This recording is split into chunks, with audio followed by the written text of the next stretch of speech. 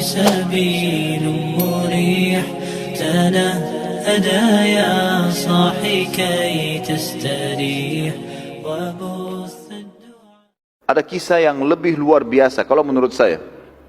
Kisah ini luar biasa dan ini dua orang ini saya favoritkan di dalam hidup saya pribadi dan saya berharap mudah-mudahan dari keturunan muslimin, terutama keturunan saya ada orang-orang yang seperti ini. Ini luar biasa, anak-anak muda umurnya 15 tahun sama 16 tahun. Dua orang anak muda dari Ansar.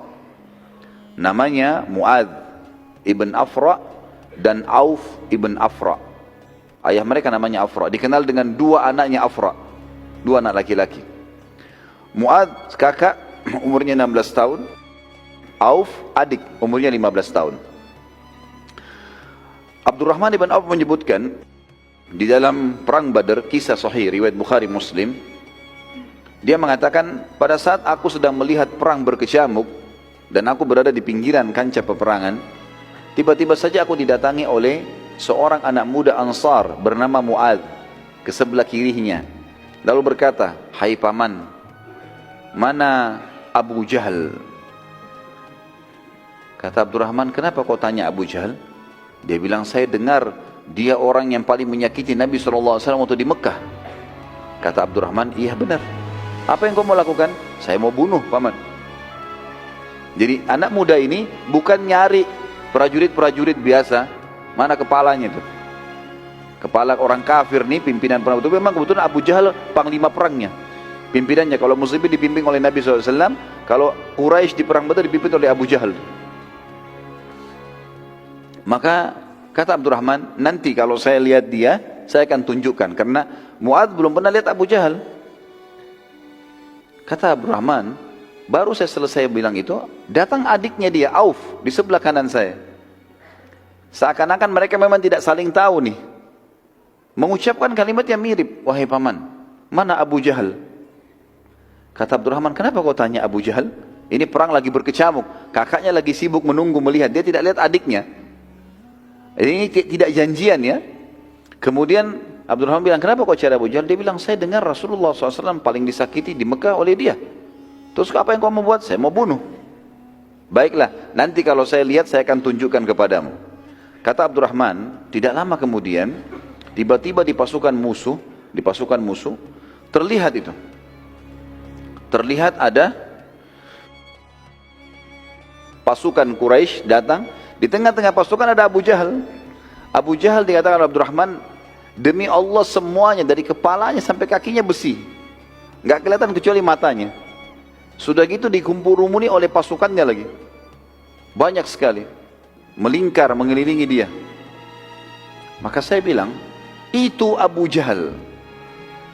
Kata Abdurrahman, begitu saya ucapkan itu Abu Jahal, demi Allah kedua anak muda ini, Mu'adz dan Auf adiknya, seperti anak panah yang terlepas dari busurnya, cepat sekali menyerang semua pasukannya Abu Jahal. Dan karena mereka kelabakan, tidak sangka dua orang menyerang sekian ratus orang, gitu kan? Akhirnya kelabakan nih, kacau balau. Mereka terus menebas sana sini sampai mereka berdua berada di depan Abu Jahal dan keduanya menebaskan pedangnya ke arah Abu Jahal. Tapi karena Abu Jahal di atas kuda dan mereka berdua ini berjalan, gitu kan, berlari, maka pedangnya mengenai bagian paha dan saking kerasnya tebasan tersebut sampai akhirnya paha Abu Jahal sempat sobek, berdarah dan jatuh dari kuda. Si Auf, si adik ini sempat dibunuh mati syahid dibunuh oleh Ikrimah bin Abi Jahal. Waktu itu Ikrimah masih dalam keadaan kafir. Nanti tentu setelah pembebasan kota Makkah, Ikrimah masuk Islam radhiyallahu anhu, dan beliau mati syahid di perang Yarmuk. Ada kisahnya sendiri yang luar biasa juga. Waktu itu masih dalam keadaan kafir. Anaknya Abu Jahal, dia menyerang Auf, Auf mati terbunuh, si adik. Si Mu'adz berusaha melarikan diri karena Abu Jahal sudah kena. Tangkis sana sini, lepas dari peperangan. Begitu dia keluar, rupanya ada satu orang kafir atau beberapa orang kafir yang menebaskan pedang ke tangan kanannya dan sempat ketebas. Akhirnya tangannya seperti tergantung, tangan kanannya. Dia pun keluar dari kancah peperangan. Dia nggak berhenti, teman-teman sekalian. Perhatikan semangat sahabat mengejar surga ini dan keyakinan mereka kalau mati itu datang bukan karena sebabnya, tetapi karena ajalnya datang. Karena sebab-sebab kematian banyak. Orang bisa ditabrak kendaraan, orang bisa menghadapi kebakaran, bisa tenggelam. Tapi kalau ajal belum datang nggak bakal mati. Pasti akan diselamatkan, terselamatkan dengan sendirinya.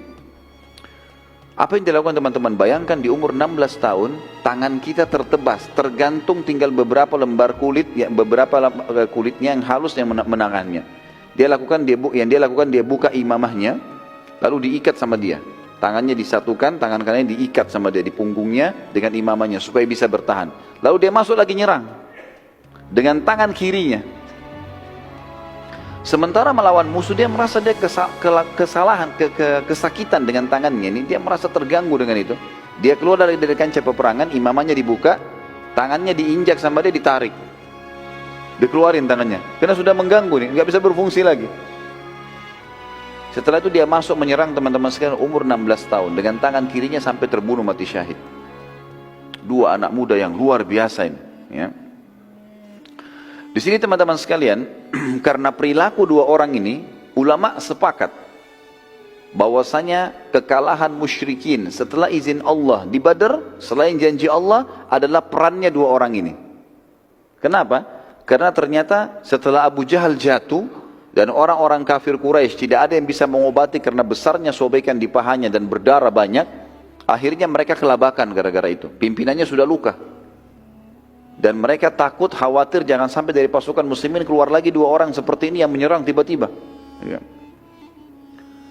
Akhirnya Abu Jahal diurus, dirawat, dikeluarkan dari kancah peperangan oleh mereka, dan muslimin berkecamuk lagi peperangan, masih berperang yang lain.